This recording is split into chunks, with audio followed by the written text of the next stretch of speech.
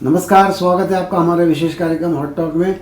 हमेशा की तरह मैं और मेरे सहयोगी राजा शर्मा आपके साथ मौजूद है। राजा भाई, स्वागत है आपका। बधाई देना चाहता हूँ, बधाई हमेशा देता हूँ क्योंकि हर शो के पहले आप कुछ ऐसा नया कर देते हो, ऐसी खबरें आप लेकर हॉटलाइन पे आते हो, ब्रेक करते हो कि जैसा भी आपने कहा था कुछ दिनों पहले कि कर्नाटका में कुछ खेला होगा, कर्नाटका में क्या सिद्धरामैया की जगह DK शिवकुमार मुख्यमंत्री बनेंगे, क्या शनिवार को इस्तीफा होगा। ये तमाम सारी बातें जो है वो शब्दशः सही साबित हुई है और DK शिवकुमार की ताजपोशी लगभग तय है। और आपने लिखा था शनिवार, तो शायद कल ताजपोशी भी हो जाएगी और सिद्धरामैया का इस्तीफा भी हो गया है। साथ ही पानी में आग, एक बड़ा आर्टिकल आपने बहुत अच्छा लिखा था, एक अखबार की हेडिंग थी जो मैं पढ़ रहा था, तो पानी में आग लगी है। ये सब तमाम सारी चीज़ें हैं जिन पर बात करना मुझे ज़रूरी लग रहा है। और उस खबर में आपने बहुत सारी पानी को लेकर काफ़ी सारी बातें लिखी और आपने बहुत अच्छी बात लिखी कि ज़मीन के अंदर गड़े खजाने को लेकर तो सारे देश लड़ रहे हैं आपस में। वो ज़मीन के अंदर का खजाना सोना चांदी नहीं, आपने कहा तेल है, और हकीकत में वही है।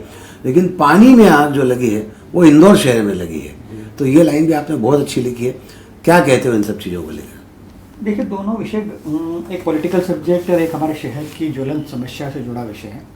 तो जब हम पानी में आग की बात करते हैं तो इस पानी में आग का तात्पर्य समझिए कि पूरी देश दुनिया, मिडिल ईस्ट जो है, ज़मीन में गड़े धन को लेकर लड़ रही है। ज़मीन में गड़ा धन मतलब तेल। आज जो पूरा जो युद्ध चल रहा है मिडिल ईस्ट के अंदर, जो खासतौर से ईरान और अमेरिका और रूस का युद्ध जो चल रहा है, उसका मूल जो कारण है, जड़मूल जो कारण है, वो है तेल के ऊपर कैसे कब्जा किया जाएगा। अमेरिका तेल पे कब्जा करने के लिए ईरान के ऊपर अपना कब्जा करना चाहता है। जो 80s के दौर के अंदर इराक में हुआ था, आपको ध्यान है, वो युद्ध की स्क्रिप्ट जो है हम आज के दौर में देख रहे हैं। तो ईरान और अमेरिका का जो ये युद्ध भूमि चल रही है वो तेल को लेकर, ज़मीन में गड़े धन को लेकर चल रही है। तो मैंने इसको संदर्भ दिया कि ये युद्ध मिडिल ईस्ट में नहीं चल रहा है, हमारे इंदौर शहर की सड़कों पर भी त्राहिमाम देखने को मिल रहा है। अब पानी में आग का तात्पर्य यह है कि पानी को लेकर शहर त्राहिमाम कर रहा है और कुल मिला के टेम्परेचर हमारे यहाँ 45 के आसपास चल रहा है, तापमान जिसको हम कह रहे हैं गर्मी का, और घर घर में पानी का एक बड़ा जल संकट खड़ा हो चुका है। तो एक मैंने उसको संज्ञा दी कि शहर में पानी को लेकर भी आग लगी हुई है। अब इसके कारणों पर भी जाना चाहिए कि पानी में आग क्यों लगी है। उसमें मैंने डिटेल लिखा है कि यह शहर की आबादी कितनी है, शहर का जल प्रदाय कितना है, शहर में कितने बोरिंग हैं। जैसे मैं डाटा यदि आपका उल्लेख करूं तो लोगों की जानकारी के लिए इम्पोर्टेंट है कि हमारा शहर तकरीबन 40 लाख की आबादी का है ऑन रिकॉर्ड। अब मैं शहरी क्षेत्र की बात कर रहा हूँ जिसमें पार्षद आते हैं, नगर निगम क्षेत्र आते हैं, उनकी बात कर रहा हूँ मैं। तो मैं देपालपुर और सांवेर को और इसमें नहीं गिन रहा हूँ, मैं केवल इंदौर के नगर निगम क्षेत्र की बात कर रहा हूँ। तकरीबन 40 लाख की आबादी हमारे शहर में आती है और बढ़ी भी गई है, ये पुराने आंकड़े बता रहा हूँ। उसमें उस 40 लाख की आबादी में तकरीबन यदि हम बात करें तो 7.5 से 8 लाख मकान शहर में नगर निगम में रजिस्टर्ड है कि 8 लाख मकान जो है वहाँ से टैक्स पे होता है या वहाँ से कचरा उठाने की गाड़ियाँ कचरा उठाती है। ये फिगर बता रहा हूँ आपको मैं। अब बात करते हैं कि 8 लाख मकानों पे 3 लाख वैध नल कनेक्शन है इंदौर शहर के अंदर। जो 440 MLD पानी जो आता है वो जलूद से आता है, मतलब 80 किलोमीटर दूर से आता है। खरगोन से जो जलूद है वहाँ से नर्मदा जी का पानी आता है। ये नर्मदा जी का पानी हमको 1974 से मिलने लगा था जब नर्मदा जी का प्रथम चरण आया था, ठीक है। उसके बाद चरण बढ़ते चले गए, थोड़ी सी कैपेसिटी बढ़ती चली गई, लेकिन हो यह रहा है दरअसल कि 3 लाख नलों के कनेक्शन के माध्यम से पूरे शहर को पानी दिया जा रहा है। अब ये समझिए कि आज की डेट में जिस तरीके से शहर बढ़ रहा है, अब जैसे आपको ध्यान हो 29 गाँव नगर निगम के क्षेत्र में आए थे, उन 29 गाँवों को भी नगर निगम के क्षेत्र में आने के बाद जल प्रदाय नर्मदा का नहीं मिल रहा है। इट मीन्स 30 से 32% आबादी आज भी प्राइवेट बोरिंग पर जिंदा है। जब एक्सट्रीम गर्मी होती है, प्रचंड गर्मी होती है, तापमान बढ़ता है, तो बोरिंग मोर और लेस मार्च के एंड में बैठ जाते हैं या सूखने लग जाते हैं। जब बोरिंग सूखने लग जाते हैं तो ये पूरा प्रेशर पड़ता है शहर का पानी का नगर निगम के ऊपर कि हमको पानी कहाँ से मिले। और मूल रूप से जिम्मेदारी भी नगर निगम की है ही, सड़क, बिजली, पानी, ये सब सरकार की बेसिक जिम्मेदारियां जिनको करना होता है। लेकिन चूंकि नर्मदा का पानी उन इलाकों में सप्लाई नहीं था, पहले से ही टंकियाँ ही नहीं बनी हुई थी, नर्मदा का पानी सप्लाई किया भी नहीं जा रहा था, तो जैसे ही उन क्षेत्रों में बोरिंग सूखते हैं पूरा प्रभाव हमारे शहरी क्षेत्र के उन लोगों पर देखने को मिलता है जहाँ से पानी की टंकियाँ भरी जा रही है। एक पार्ट तो ये हो जाता है। दूसरा पार्ट अभी ये समझिए कि ये जो टंकियों के पास जो हाइड्रेंट जिनको बने होते हैं वहाँ से पानी सप्लाई होता है, ठीक है। तो मेरी जानकारी में तकरीबन 7,000 से 8,000 बोरिंग जो है नगर निगम के हैं, जो मेरी जानकारी में है। और लेकिन प्राइवेट बोरिंग इस शहर में तकरीबन 2 लाख के ऊपर है सर। जब 2 लाख बोरिंग बैठ जाते हैं तो 2 लाख बोरिंग बैठने का मतलब एक बोरिंग पे यदि सपोज कीजिए कोई घर में 10 लोग भी हैं तो आप समझ लीजिए कितना लोगों का फर्क पड़ेगा उस क्षेत्र को लेकर, ठीक है। तो आप ये समझिए कि 30-32% क्षेत्र नर्मदा की परिधि में नहीं है, सब बोरिंग पे जिंदा है, गर्मी में बोरिंग बैठ जाते हैं। तो अल्टीमेटली शहर में त्राहिमाम होना है, आग लगना है। ये तो मैंने ऊपरी कारण बताए आपको। अब बात करते हैं जड़ों की कि जड़ों के कारण क्या है। अब देखिए, वाटर कंजर्वेशन, जल संवर्धन, जल संरक्षण के लिए हमारे जो खास तौर से खंडवा रोड पे जो तालाब बने हुए हैं, चाहे बिलावली हो, चाहे इधर यशवंत सागर हो, इन तालाबों की दुर्दशा देख रहे हो। अब जनवरी में सूख रहे हैं सर आप, क्योंकि तालाबों में इंक्रोचमेंट हो चुका है और जो चैनल हैं वो ऑलरेडी चैनल बंद कर दिए गए हैं। निर्माण इतने हो चुके हैं वहाँ पे, वैध और अवैध दोनों निर्माण हो चुके हैं। तो इन निर्माणों की परमिशन भी जो टाउन एंड कंट्री प्लानिंग देती रही है, कॉलोनी सील देती रही है, उस पर कभी ध्यान नहीं दिया कि इन निर्माणों से आने वाले समय में जल संकट कितना खड़ा हो सकता है। तो इन सब बातों को लेकर एक राइटअप लिखा गया जिसका आप जिक्र कर रहे हो। सही कहा राजा भैया आपने। और साथ में जो 440 ml पानी की आपने बात कही है, कल ही किसी अखबार में था कि उसमें से 20 से 25% पानी जो है वो यहाँ आने के दौरान ही ख़त्म हो जा रहा है। ख़त्म हो जाने के पीछे ये कि वो जो लाइन है, उस लाइन में जो लॉस हो रहा है, जहाँ कहीं लीकेज है, उस लीकेज को बंद करने के लिए 1 माह लगेगा और 1 माह तक जल संकट या लोग बिना पानी के रह नहीं सकते, इसलिए वो रिपेयर नहीं हो पा रहा है। तो ये 440 ml में से 110 ml तो व्यर्थ ही जा रहा है। अगर वो पूरा 440 आने लगेगा तो शहर में पानी की समस्या कम होगी। पर अपनी प्रशासनिक समस्या भी है कि 110 ml पानी को सेव करने के लिए 1 महीने तक उस लाइन को बंद करना पड़ेगा। तो चौथे चरण के लिए या नई पाइपलाइन को लेकर नगर निगम इस दिशा में प्रयास कर रही है। वो प्रयास कब सही साबित होते हैं ये आने वाला समय बताएगा। लेकिन राजा भैया, आपने तालाबों के दुर्दशा की बात कही है और उनकी जो चैनल है वो नहीं बनी है, तालाबों की साफ सफाई नहीं हो रही है। इसके अलावा भी शहर के नागरिकों की एक बहुत बड़ी जवाबदारी है, और वो जो बहुत बड़ी जवाबदारी ये है कि जिस तरह से अंधाधुंध कंक्रीटिंग हो रहा है, जिस तरह से वृक्ष काटे जा रहे हैं, इन सब से की वजह से हमारे यहाँ पर जो एक कह सकते हैं ग्लोबल इम्पैक्ट जो आ रहा है, ग्लोबल वार्मिंग का वो इम्पैक्ट हमारे यहाँ निकल कर सामने आ रहा है और उसकी परिणति है कि इंदौर डार्क जोन में चला गया है। तो क्या आपको ये नहीं लगता कि इस साल तो अभी जो भी भुगतना है आने वाले 8, 10, 15 दिनों तक शहर की जनता भुगत लेगी, लेकिन ये जो शहर के कर्ता धर्ता हैं, शहर के जो नगर निगम के अधिकारी हैं, मेयर है, विधायक है, सांसद है या यहाँ के प्रभारी मंत्री है, इन सब को मिलकर एक ऐसा प्लान तैयार करना चाहिए जिससे कि आने वाले समय में जल संकट ना हो। शहर में कई ऐसे इलाके हैं जहाँ पर बावड़ियाँ हैं, उन बावड़ियों को पुनर्जीवित किया जा सकता है, लेकिन ये सब एक रस्म अदायगी वाली चीज़ें निकल कर सामने आती है और उसके बाद कुछ काम नहीं होता है। देखिए, दोनों बातें हैं, प्रशासकीय सरकारी व्यवस्थाओं और नागरिकों की सहभागिता। इसमें तीनों का रोल उतना ही महत्वपूर्ण है जितना किसी एक का होना चाहिए, ठीक है। देखिए क्या होता है, जब मानसून अच्छा होता है, अच्छी तादाद में बारिश होती है, तब भी हमारा ये पानी नालों में चले जाता है। नालों में चले जाता है, इट मीन्स वो व्यर्थ जाता है। हमारे यहाँ वाटर रिचार्जिंग की इतनी अवेयरनेस नहीं है। अब देखिए, जैसे हम सोलर की तरफ जा रहे हैं, सोलर की तरफ क्यों जा रहे हैं कि बिजली का बिल कम आए, इसलिए सोलर लगा रहे हैं ना। मूल मकसद तो यही है हमारा कि हमारे घर का बिजली का बिल कम आए, चाहे एसी चले, चाहे पंखे चले, कूलर चले, जो भी इलेक्ट्रॉनिक इक्विपमेंट चलते हैं। वैसे ही वाटर कंजर्वेशन के प्रति हम चिंतित कम रहे हैं, जल संरक्षण को लेकर चिंतित कम रहे हैं।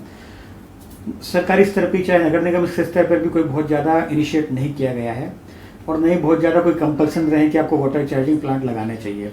तो वाटर रिचार्जिंग प्लांट जब नहीं लगते हैं हमारे यहाँ, तो दरअसल वो पानी मूल रूप से सड़कों से भीगे नाले में चले जाता है। हम यदि उदाहरण की बात करें तो आपने देखा BRTS में हम नाव चला लेते, इतना पानी इकट्ठा हो जाता है, ठीक है। तो इंदौर शहर का जो प्रोमिनेंट रोड है वहाँ पे BRTS में इतना पानी इकट्ठा हो जाता था कि हम वहाँ नाव चला लें, इट मीन्स कितना पानी व्यर्थ जा रहा है, क्यों ना हम उस पानी की शाफ्ट लगा के उसको अंडरग्राउंड करते, वो हमने आज तक नहीं किया।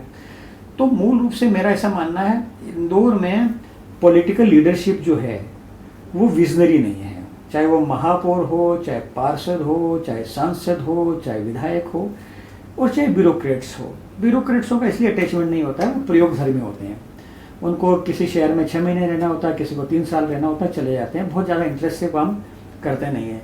लेकिन शहर के जो लीडर्स होते हैं उनको ये देखना होता है कि हमारा शहर जिस तरीके से ग्रो कर रहा है, हमारे सामने चैलेंजेस क्या क्या हैं। तो जल संकट सबसे बड़ा चैलेंज है। मेरा ये मानना है कि जलूद से पानी लाना इतना बड़ा टास्क नहीं है जितना बड़ा टास्क है वाटर कंजर्वेशन। सही बात। यदि पानी तो आ जाएगा, सिस्टम से आ जाएगा, इंफ्रास्ट्रक्चर से आ जाएगा, नई मशीनें लगने से आ जाएगा, नई पाइपलाइन डलने से आ जाएगा, उसको यदि वहाँ पे ऊपर अपलिफ्ट करना है तो नई मशीनरी से अपलिफ्ट हो जाएगा। कोई बड़ा काम नहीं है, वो होता है, दुनिया में सब दूर होता है। लेकिन वाटर कंजर्वेशन के प्रति अवेयरनेस हमारी नहीं है, हम जल को बचाना नहीं चाहते हैं। और जब हम जल की कीमत नहीं समझेंगे, फिर चाहे गाड़ियाँ धोना हो, चाहे फिर हमारे यहाँ फर्श धोना हो, तो पानी का हम जो वेस्टेज है वो ज़्यादा करते हैं। यदि पानी मीटर बेस मिलने लग जाए ना सर, मतलब मैं एक काल्पनिक बात कर रहा हूँ, केवल मीटर बेस मिलने लग जाए ना, इतना ही मिलेगा, उसमें आपको कंजप्शन करना है, तो हो सकता है हमारी आदत सुधर जाए। क्योंकि हम क्या अनाप शनाप मिलता, मुफ्त का मिलता है, इसलिए पूरा खर्च करते हैं। ठीक है, मुफ्त का मिलता है मतलब जल की जो हम एक मूल रूप से जो कीमत अदा करते हैं वही है। मैं बोरिंग की बात कर रहा हूँ तो मुफ्ती है, जो एक बार हो गया तो हो गया। तो वाटर कंजर्वेशन एक हैबिट होना चाहिए। जैसे स्वच्छता में हमारी हैबिट बनी ना, वैसे जल संरक्षण, जल संवर्धन भी हमारी हैबिट होना चाहिए। प्लान भी बनना चाहिए, आपने ठीक कहा, मास्टर प्लान भी बनना चाहिए कि किस तरीके से पानी को बचाया जाए, तालाबों का कैसे गहरीकरण किया जाए। हमारे शहर के जो खंडवा रोड के या अन्य जो तालाब हैं, वहाँ से पानी आने वाला शहर को किस लेवल तक अंदर जल प्रदाय है, उसका भूजल स्तर बढ़ाता है या घटाता है। ये डीप स्टडी के विषय तो नहीं है, जिसको काहन नदी कहते हैं, वहाँ का आप देखिए, वो एक प्रकार से देखा जाए तो बिल्कुल वीरान पड़ी रहती है, उसमें भी कोई जल स्तर नहीं रहा। तो यदि नदियों के आसपास के इलाके यदि जल से भरेगा तो पूरे शहर में उसका वाटर रिजर्वेशन का, वाटर का जल स्तर बढ़ता है। वाटर हमारे यहाँ सहेजने की परंपरा भी नहीं रह रही है, और हम वाटर को सहेजने के सरकारी स्तर पर प्रयास भी नहीं कर रहे हैं। इसमें सब जिम्मेदार हैं, आप भी हो, मैं भी हूँ, नगर निगम भी है, महापौर भी है, सांसद भी हैं, विधायक भी हैं, पार्षद भी हैं, शहर की जनता भी है। हर व्यक्ति जिम्मेदार है जो शहर में वाटर कंजर्वेशन नहीं कर रहा है, पानी की कीमत नहीं समझ रहा है। बिल्कुल सही कहा राजा भैया आपने। बहुत सारी चीज़ें हैं जिस पर हमें विचार करना चाहिए, बात करना चाहिए। शहर में जल संरक्षण को लेकर बिल्कुल जिम्मेदारी के साथ और सही ईमानदार प्रयास शहर के प्रशासनिक अधिकारी, नेताओं के साथ साथ शहर की जनता को भी करना होंगे। जैसा अभी राजा भैया ने कहा कि एक मीटरिंग हो जाए, इतना ही पानी मिलेगा तो शायद कुछ स्थिति सुधर सकती है। पर ये सब चीज़ें कैसे संभव है? कुछ जब शहर को हम नंबर 1 बनाते हैं और सेल्फ डिसिप्लिन बन के बनाते हैं, तो शायद अगर जल संवर्धन में या हम इस दिशा में प्रयास करेंगे तो वो चीज़ दूर नहीं कि हम स्वयं के निर्णयों से, स्वयं के डिसिप्लिन से शहर को जल संरक्षण की दिशा में भी नंबर 1 बना सकते हैं। बहरहाल राजनीतिक मुद्दा एक बहुत पूरे देश में गरमाया हुआ है, जिसकी गूंज आपने आज से 10 दिन पहले ही लिख दी थी हॉटलाइन पर। सिद्धरामैया की जगह DK शिव कुमार को कर्नाटक का नया मुख्यमंत्री बनाया गया है, बनाया जाने वाला है। और जब सिद्धरामैया को मुख्यमंत्री बनाया गया था तब 2.5 साल के 2 टर्म पूरे हुए थे। लेकिन राजा भैया इसके पहले हम कई उदाहरण ऐसे देख चुके हैं कि 2.5 साल के जो 2 कोalition गवर्नमेंट बनी थी, ये तो एक ही पार्टी की सरकार है, पर जब 2.5 साल पहली मुख्यमंत्री के पूरे हुए तो उसने हटने से इनकार कर दिया और फिर बिखरा होकर दूसरे दलों के सहयोग से वो मुख्यमंत्री के पद पर काबिज रहे। ऐसे प्रदेशों में उदाहरण देखें। यहाँ स्थिति दूसरी है, क्या कहते हैं उसको लेकर? देखिए, ये पूरा घटनाक्रम को आपको 2-3 दृष्टिकोण से समझना चाहिए। जब कर्नाटका में गवर्नमेंट बनी थी तब सिद्धारमैया और D शिव कुमार दोनों ही स्टॉलवर्ट नेताओं के लीडरशिप में बनी थी, इसमें कोई डाउट नहीं। शिव कुमार का मैनेजमेंट, फाइनेंशियल मैनेजमेंट, इंफ्रास्ट्रक्चर का मैनेजमेंट, और सिद्धारमैया का एक बड़ा कास्ट फैक्टर का फेस, ये बहुत इंपॉर्टेंट है। सिद्धारमैया कोई छोटे लीडर नहीं है। सिद्धारमैया तकरीबन 80 साल के हो चुके हैं। 80 साल में उनका तकरीबन 50-55 साल का कैरियर है, पॉलिटिकल कैरियर है। तो वो एक बड़े स्टॉलवर्ट नेता है, उनकी अपनी एक पकड़ है और उस समाज में जिसको बिलोंग करते हैं वहाँ उसका गहरी पहट है। एक बात तो ये होता है, और ये चुनाव भी उन्हीं फैक्टर पे जीता गया था। दूसरा, D शिव कुमार जो इंफ्रास्ट्रक्चर को, साधन को, संसाधन को मैनेज करने में काफ़ी महारत हासिल रखते हैं और सोनिया गांधी के सबसे लॉयल माने जाते हैं। मुझे स्मरण है जब डी शिव कुमार तिहाड़ जेल गए थे तो सोनिया गांधी उनसे मिलने तिहाड़ जेल गई थी, मुझे याद आती है बात, ठीक है। तो इनका जो कमिटमेंट था 2.5 साल का, वो एक अपनी जगह है। कमिटमेंट को पूरा कराने में दिल्ली का भी एक मॉनिटरिंग प्रॉपर रही। और आप सिद्धारमैया को देखिए, बिना पॉलिटिकल प्रेशर बनाए, बिना किसी प्रकार के विरोध प्रदर्शन के, बिना किसी प्रकार के ड्रामा, नाटक, नौटंकी करे उन्होंने रिजाइन पुटअप कर दिया। मतलब ये बहुत सामान्य बात नहीं है, किसी व्यक्ति से कुर्सी छोड़ना आसान नहीं होता, ध्यान रखिए, और खासतौर से मुख्यमंत्री की कुर्सी पर बैठे रहना। तो मुझे लगता है उनका चरित्र है, ये उनका आचरण है कि उन्होंने अविलंब विदिन ए सेकेंड ये डिसीजन लिया कि जैसा हुक्म करेगी आलाकमान। और मैं, आप देखिए, अपन अशोक गहलोत पर जाते हैं। अशोक गहलोत कुर्सी नहीं छोड़ी तो नहीं छोड़ी। अशोक गहलोत कितने घाघ नेता, आप समझ लीजिए कि जब सचिन पायलट और अशोक गहलोत में संवाद और विवाद चल रहे थे तो विवाद इसी बात का तो चल रहा था कि अब इसको एकोमोडेट किया जाए सचिन पायलट को, क्योंकि सचिन पायलट के नेतृत्व में भी इम्पोर्टेंट था जब सरकार बनी थी, कब, कांग्रेस की जब गवर्नमेंट बनी थी। सचिन पायलट उसमें प्रदेश अध्यक्ष हुआ करते थे, तो कमिटमेंट था उस समय कि थोड़े समय बाद सचिन पायलट को सचिन पायलट के लिए कुर्सी उन्होंने नहीं खाली की, तो नहीं खाली की अशोक गहलोत ने, ठीक है। तो अशोक गहलोत में और सिद्धारमैया में फर्क देखिए आप। सिद्धारमैया ने विदिन सेकंड इस चेयर को खाली करने का रिजर्वेशन पुटअप कर दिया और 1-2 दिन बाद शपथ हो भी जाएगी। यह 2 बात होती है। तीसरी बात, डी शिव कुमार के कैरेक्टर को भी आपको एक हाईली रैंकिंग करना चाहिए कि उन्होंने इस पीरियड में कोई न्यूसेंस नहीं किया। डिप्टी सीएम रहे, उन्होंने अच्छा इंफ्रास्ट्रक्चर लगाया, सरकार बनाने में पूरी मदद की, डिप्टी सीएम की भूमिका में भी शांति से उन्होंने समय काटा। तो देखो, सबको चांस मिलना चाहिए, ये पॉलिटिकल बात है, ये कोई चैरिटी का सब्जेक्ट तो है ही नहीं। हर व्यक्ति का पॉलिटिकल एम्बिशन होता है कि मैं अच्छे पावरफुल पोस्ट पे बैठूं, लेकिन मुझे लगता है इन दोनों के कैरेक्टर को अप्रिशिएट किया जाना चाहिए। सिद्धारमैया के कैरेक्टर को भी, कि उन्होंने 2.5 साल अपनी टर्म को पूरा करने के बाद जैसे ही आदेश हुआ खाली करने की बात पे पुटअप कर दिया रेजिग्नेशन। और डी शिव कुमार को भी आपको अच्छा रैंक इसलिए देना चाहिए कि इस पूरे रिजीम में डी शिव कुमार ने एक बार भी न्यूसेंस नहीं किया। नहीं तो आमतौर पे हर व्यक्ति को एक गलतफहमी हो जाती है, सरकार मेयर कांड चल रही है और मौजूदा दौर में आप देखते हो भारतीय जनता पार्टी अवसर ढूंढती है किसी भी सरकार को गिराने और तोड़ने का। तो जब ऐसे अवसरों में भी तटस्थ भाव से कैरेक्टर से ये लोग बैठे रहे, ये मुझे लगता है एक संदेश दे रहा है।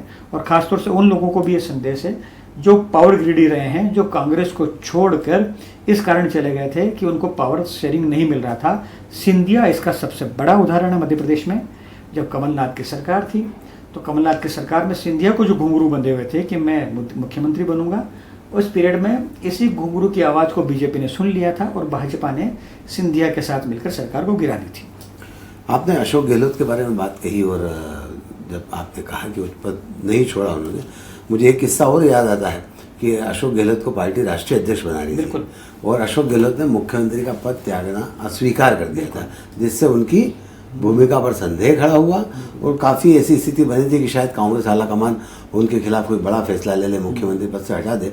लेकिन वो भी एक ज़मीन से जुड़े बड़े नेता हैं, तो पार्टी ने ऐसा कुछ नहीं किया। लेकिन कुर्सी का वजन और वजूद कितना होता है ये उन्होंने उस समय भी दिखाया, जैसा बाद में सचिन पायलट के लिए भी दिखाया। नहीं, वो कुर्सी का वजन वजूद तो अपनी जगह सही है।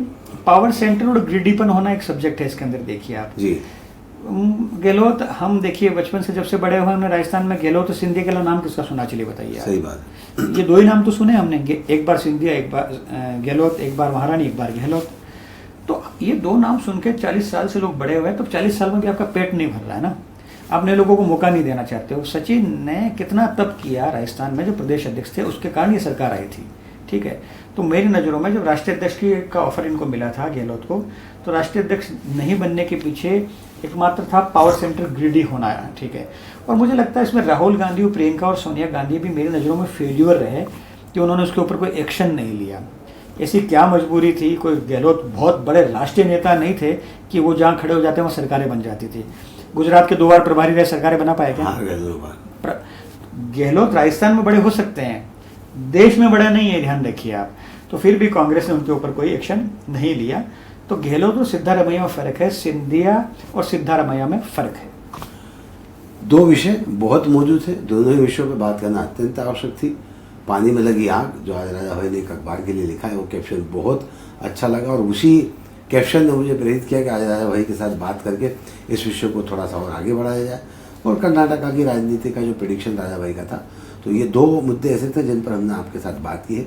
आज के इस कार्यक्रम में बस इतना ही। सुनील जोशी और राजा शर्मा को दीजिए इजाज़त। नमस्कार।